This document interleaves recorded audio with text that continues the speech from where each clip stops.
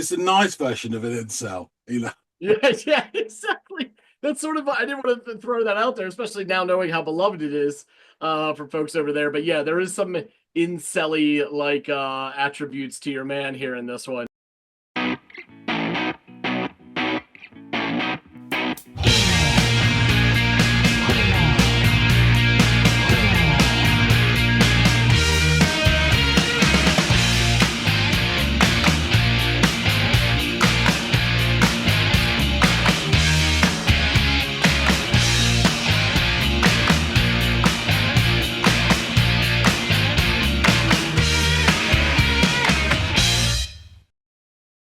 Hey, everybody out there. Welcome back to another episode of the Audiophiles. It's Andy, it's John, and it's time to get into a song. So, John, what will we be offering up today? Artist is Billy Bragg. Oh, all right. The Bragg. Sir William, yes. And the track is The Saturday Boy. The Saturday Boy. All right. Well, I've given a couple listens to Billy Bragg in the past. Kind of have a this preformed kind of presumption about his style and what he likes to do. So I will see that if this sort of checks those boxes that I have going into it. So yeah, let me run off, give this thing a listen. I'll come back and let you know what I make of the Saturday Boy. Is that right? The Saturday Boy. All right. Well, then away I go.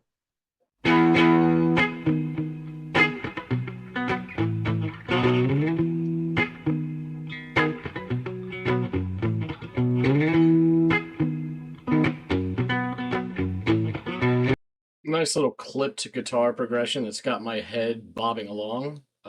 Yeah, we'll see where this takes us, but we've discussed Billy Bragg in the past, and he has this penchant for being kind of a poet.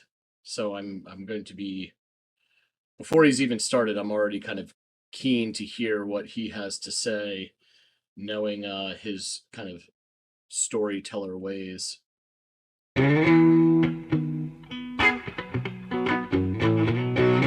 I'll never forget the first day I met her.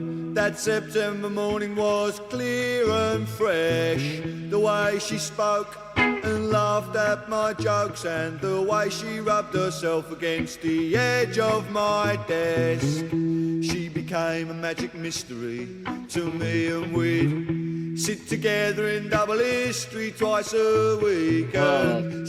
Okay, so I'm already like, it sounds like a, sort of adolescent love song that is sort of it sounds like it's rooted in this sort of schoolyard, setting, because we have allusions to early September. That's typically the beginning of the school year, at least it always was for me. The rubbing against the corner of a desk scream school, and then an allusion to a shared history class where he spent time with her, and his affinity for her continued to blossom therein. Okay. All right, Billy Bragg, youthful little love tale. Let's see where this goes.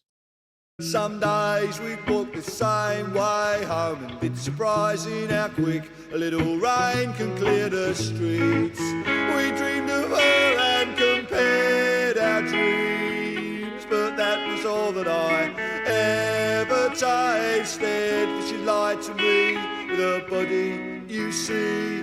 I lied to myself about the chances I wasted. The times we were close were far and few between. In the darkness of the dances in the school canteen, did she close her eyes as I did when we held each other tight? And la la la la la la la la la means I love you.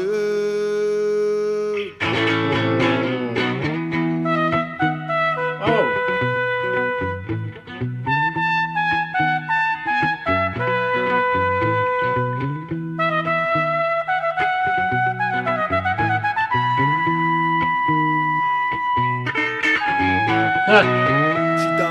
There's this interesting juxtaposition between this kind of when we've talked about this before, whenever there's just a trumpet, there's always at least some shade of like, you know, solemnity to it, or it's a little solemn. But it's interesting to hear it flutter juxtaposed to that sort of clashing, crashing guitar sound that he has, which is really stripped back, just guitar, and to hear that held up against or coupled with that really pretty, quasi somber, but really pretty trumpet that's being played. It's an interesting dynamic between those two instruments. Also, like the this sounds like the classic tale of like a pubescent male youth kind of looking at uh, the object of his affection through those kind of pubescent lenses where you want to spin it to mean more than it probably is, and it's your you can blame your hormones on that probably in retrospect, because it doesn't sound like this is a two-way street as much as it is something that he's creating in his head, um, kind of bolstered by these feelings that come with early youthful kind of pie in the sky thoughts of love or what have you. Um, I don't know, you delusional maybe, but but it's still honestly relatable. I mean, we've all kind of been there or felt something akin to this in the past. Um, you know, it happens. All right, let's see where we go, Billy.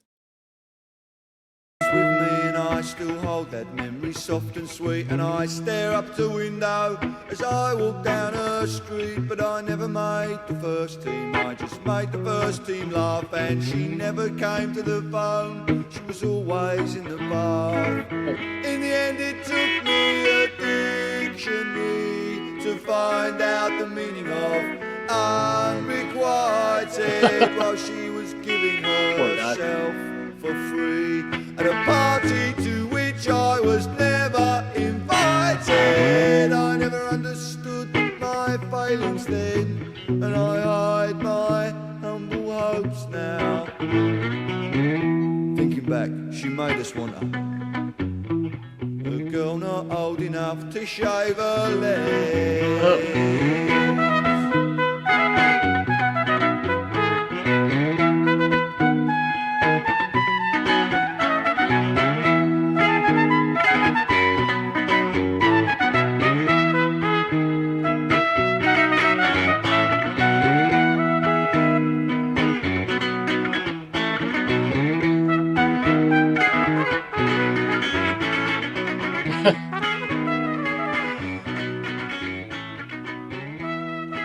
You got a little fade out? Yep.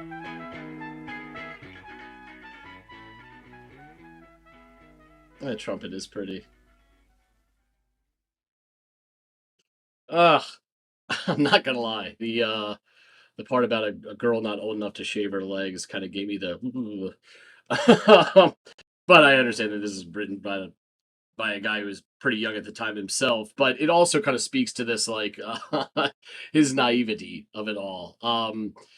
It's this weird period in life where you want to experience adult feelings like love, in a setting where no one is really equipped for that. I mean, she's not even old enough to shave her legs. It's probably you're probably trying to get a jump start on adult feelings and adulthood a little too early. Um, and it's a weird time. It was a weird it's puberty, and that sort of this kind of age is awkward for everybody. And oftentimes the the love stories that unfold during that period are really awkward and weird too. Um, yeah, yeah. So it is relatable, but unfortunately, for Billy and so many others out there, it's something that happens pretty often and is part of growing up and learning. And I think Bragg does a really good job of kind of depicting that. He is, like I mentioned before, a bit of a storyteller and poet first, which is to take nothing away from his musicianship. But I think that, the horn notwithstanding, this is a man who uses oftentimes, from what I've heard anyway, his guitar as kind of the canvas on which he can spin these tales. And I don't think this is the first time we've heard him discuss love and sort of this kind of broken-hearted approach to lyricism. He's good at what he does in that regard, and this was a lot of fun to listen to, and in a weird way nostalgic because, like as I mentioned, this is something that I think a lot of us have all gone through, even if it's memories that become more and more distant in our rear view. It's tracks like this that kind of bring them back into focus, even though we are so far removed from them. Let's get back to John and, get him to confirm if I am right here and tell us a little bit more about Bragg himself and this tune. So, Billy Bragg, Saturday boy, have a listen. Tell us all about it. I'll do just that. So, song opens with this pleasant kind of clipped guitar progression that moves along at a nice kind of head bobbing pace for a bit before Bragg comes in with his vocals as he describes the day he met this object of his affection. Every time I listen to Billy Bragg, I always have to give myself a little bit of a chuckle, and I know it's probably more of a me slash an American thing, but his accent rings so true when he sings his songs that it just makes you smile because I mean you'll pop on the Beatles and sometimes it's hard to tell that they're even British, you know what I mean, because there's just so much melody and harmony in the voice that the native tongue doesn't really shine as much as, like, let's say Alex Turner on that first album or Billy Bragg. Whenever I listen to him, I can just hear it. And it's just comforting for some reason to me. It just makes me smile. So he is really great at describing narratives in this vivid and romantic way. There is a youthful air to his words that outline the circumstances under which he met this girl, as he depicts a crush that seemingly began in school. Lyrics that underscore the time of year, early September, and a brush against his desk, and sitting with one another during history, for example, all bolster this inference of falling in love during school. September is usually the beginning of the school year, desk, history class, all this kind of stuff. Also, did you use this song as one of your intros in the past couple of months, perhaps? I could say. Yeah, Well, I could. As long as you keep throwing them out there, I feel more obligated to identify them when they appear later. And I think I remembered some allusion to the brushing of a desk in one of your intros, so that stood out to me. It's been a while since we last listened to and discussed Billy Bragg on this forum. I don't even know if did we do Billy Bragg here, or was that over at Into the Music, or both? Both. Thank you. Regardless, it has been a while, I think, and I'll reiterate something I believe we previously touched on, and that is his penchant for writing songs as if they are poetry first and a song second, or music second. That is to take nothing away from his lovely sounding guitar work, over which he is painting this narrative, but I think with him, the story and the words are the main focus. Interestingly, there is a bit of a shift in the music and his kind of pie in the sky narrative. It would appear he is coming to the realization that that's pulling him back to earth, as he sings about compared notes on their dreams for her. So perhaps he is realizing that he's not alone in his as he's quietly falling in love with a charismatic girl who has had this effect on more than one of her male peers. He feels lied to by her body language that he had interpreted to mean something more than perhaps she had intended. Or maybe she's just a natural flirt around teenage boys who are more than just a bit willing to see things in the tea leaves that are simply mirages viewed through pubescent eyes. He goes on to describe a dance they shared in the school canteen and how much it meant to him, as he also wondered if it meant anything to her at all. And there is this interesting bit where he sings, and la la la la la la la means I love you, which I think illustrates and sums up his youthful naivety. This portion gives way to a strong strike of a guitar chord, and then some really pretty and fluttering horn work. Though, as we recently discussed, there is something, at least to some degree, solemn about the standalone trumpet, which I think is apropos here, given the revelation the narrator is experiencing. It's kind of like bidding a fond farewell to the hopes and aspirations that he had for he and this girl, as he again, as I stated before, comes back down to earth. The realization continues to wash over him in the subsequent verse as he depicts scenarios where she was too busy in the shower every time he phoned her. And in one bit, he found I found both sympathetic and kind of charming. He says it took a dictionary for him to understand the meaning of the word unrequited. Poor guy, poor guy. He then dismounts the verse by referring to his temptress as a girl not old enough to shave her legs, which is a little unsettling the older I get and hear that, if I'm being honest. Like if she was that young, perhaps he really was just kind of delusional, as it's hard for me to imagine a youthful girl of that age being that much of a man-eater at times that he suggests that she is throughout this song. I think he's fallen prey to his own delusions and desires. That again taps into that we've all kind of been there, that weird speed bump in life that is puberty and your first dalliances with falling in love or hoping to fall in love.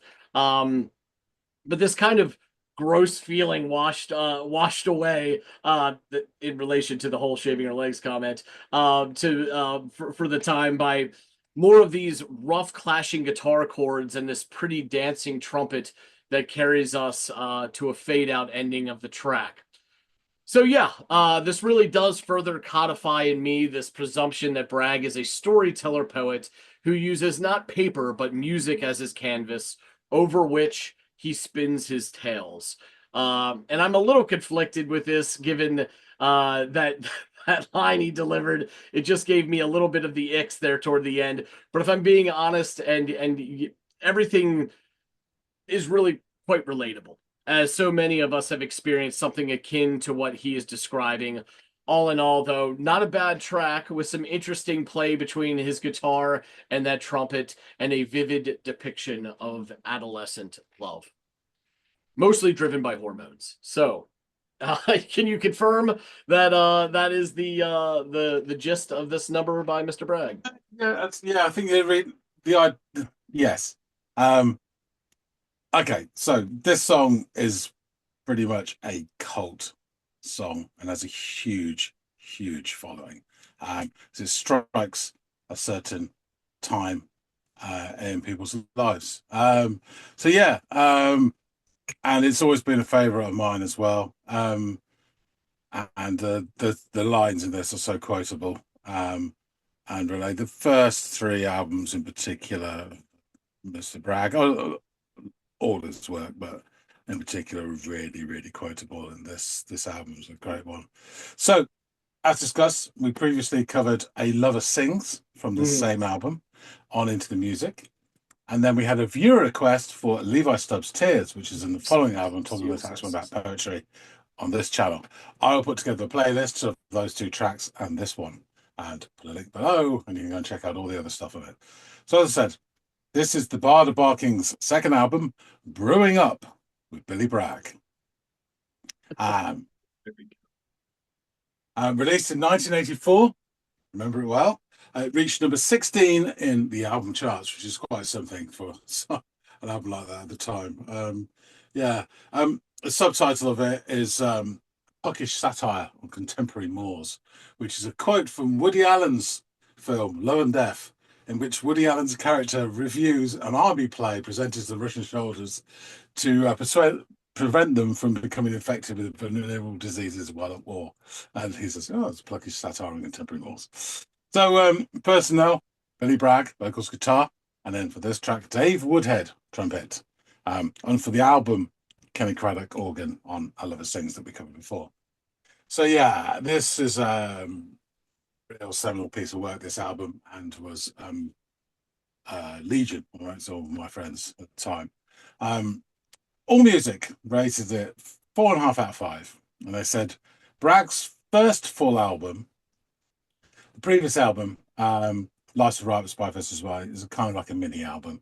I can't off the top of my head remember. I think it's about 8 songs. It's really short, really short. So this is the first like full-length album. Delivers another clutch of memorable, clever songs. Here, the rudimentary voice and electric guitar arrangements prevalent in Life's a Right with Spy vs. Spy are refined and sweetened by occasional use of overdub vocals, Love Gets Dangerous, organ, I Love Her Sings, and trumpet, The Saturday Boy. This last selection is a jaunty mid-tempo number about unrequited love that makes reference to the Delphonics song La La Means I Love You, 1960s single. Okay. Growing Up with Billy Bragg was ranked number 6 amongst albums of the year from 1984 by NME. And in the year 2000, Q placed Brewing Up with Billy Bragg at number 87 on its list of 100 greatest British albums ever. So we've gone to the most quoted lyrics. I've written them down. I don't really need to, but once they're written down on the screen, I have to check them. So I'll never forget the first day I met her. That September morning was clear and fresh. The way she spoke and laughed at my jokes and the way she rubbed herself against the edge of my desk. She became a magic mystery to me, and we'd sit together in double history twice a week. And some days we'd walk the same way home, and it's surprising how quick a little rain can clear the streets. We dreamed of her and compared our dreams, but that was all that I ever tasted, because she lied to me with her body, you see. And I lied to myself about the chances I wasted. The times we were close were far and few between. In the darkness at the dances in the school canteen, did she close her eyes as I did, as we held each other tight? And la la la la la la la la la means I love you. And trumpet solo. Nailed it. Anyway, she danced with me, and I still hold that memory, soft and sweet. And I stare at her window as I walk down the street, but I never made the first team. I just made the first team laugh. And she never came to the phone. She was always in the bath. In the end, it took me a dictionary to find out the meaning of unrequited, while she was giving herself for free at a party to which I was never invited. I never understood my failings then, and I hide my humble hopes now. Thinking back, she made us want her, a girl not old enough to shave her legs. And then trumpet and guitar take us out. And I could do trumpet note by note if you really wanted. So anyway, in his book, his lyrics book, I Love Her Sings, selected lyrics, Mr. Bragg says that a Saturday boy, stroke girl, is a school-aged child who works part-time at a shop on the weekends. It's something you don't really see now, but was quite in the 70s and 80s, definitely. As a teenager, Bragg worked as a Saturday boy at a hardware store, which contained a record shop in the basement, where he had an employee discount. Having access to discounted records made him popular with the girls in his class who wanted the latest releases. But as he noted dryly, he was not popular enough to be considered as a slow dance partner at the school disco. Ah, shucks. Yeah. Yes. There's a really interesting write-up by a guy called Michael Ham on a website called thehobbledehoy.com. And it goes in extent about him growing up and how he was bullied a lot at school, and it's quite a lengthy essay. But in it, he talks with Bragg and interviews him regarding this song. So I've got snippets of it where Billy Bragg talks about it. So, in quotes, I wrote The Saturday Boy in late '83, Bragg says, as we sit at a beachside cafe a couple hundred yards from his home in Dorset. On a summer day, so sunny the sea becomes a sheet of reflective silver. My first memory of it is recording it for a Kid Jensen session, which was literally a week before Christmas. It was a really easy song to write. The melody had that dropped finger D thing in it, which is in Levi Stubbs' Tears and All. But I think it was the first time I deployed it. There's something about that descending chord thing that sets the tone for that sort of story. So probably the music came first. But I used to have lines knocking around. I might have had that. In the end, it took me a dictionary for a while. I was wondering the other day about why it's called The Saturday Boy, because it's not really about being a Saturday boy. And he wrote it, so he should know. Bragg says, when I was 20, my love songwriting was influenced by Elvis Costello. The thing about Costello back then was that he was cynical, and I bought into that with some of the songs for Riff Raff, which was Bragg's punk band. But as Billy Bragg, there was an opportunity to show a bit more vulnerability. I think there's a space for that kind of writing, that kind of reflection. I knew I'd hit the target because after he played the song, Jensen phoned me at home to talk to me about it live on air. He started saying I'd really hit on something. The thing is, when you write a song, you don't know how people are going to react to it. The songs you think people are going to be slayed by bounce off them, and the ones you bonk out to fill out the record change people's lives. So you never really know until you play them to people. But from the beginning, the Saturday Boy had something people connected with, men connected with anyway.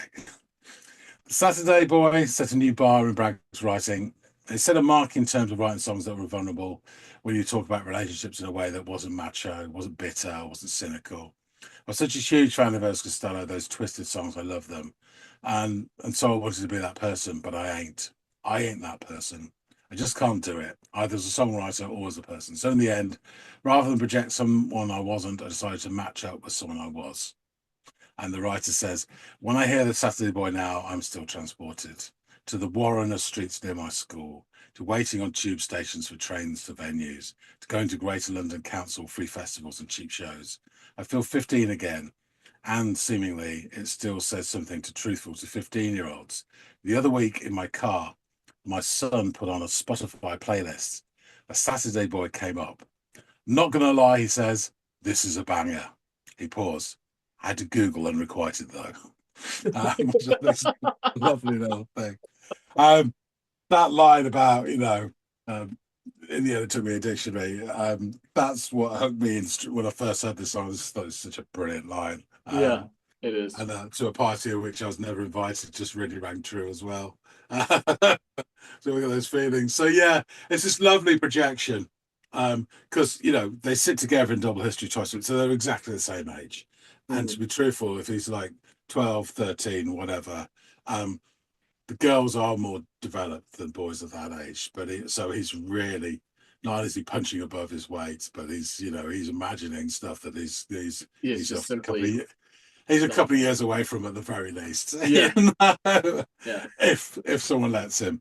But it's that charm of this sort of, because it's not particularly lustful or physical. It's more this sort of romanticized, trying to get close to this object of his desires, which he has absolutely no chance. It's just sweet. He flirts with sexual sort of suggestive language, the brushing of the desk and the things she did with her body and things like that. But it's not so ham-handed that it's like distasteful. And if I was, 15 to 20 or even 25 when I heard the song, and there was the line about the old enough to shave your legs, it probably wouldn't bother me as much. But now that I'm old, I just feel dirty hearing that. So that's probably more a me thing than to blame Billy Bragg. You picture the girl, and then suddenly you get to it. Oh, she's 12. Oh, fuck. Yeah. Oh, fuck. Oh, Billy. But yeah. Yeah.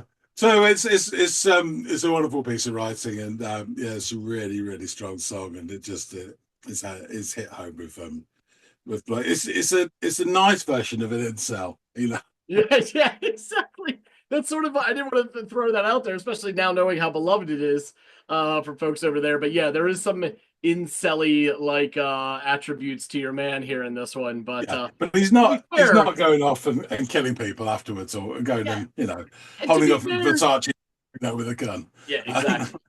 And all 13 to 15-year-olds should be incels. You know what I mean? It's unfortunately we don't want to be, but you should, like, if you want to live a decent, wholesome life, maybe you retain the incel status during that window of time until you're really ready for it. So it checks out. It's fine.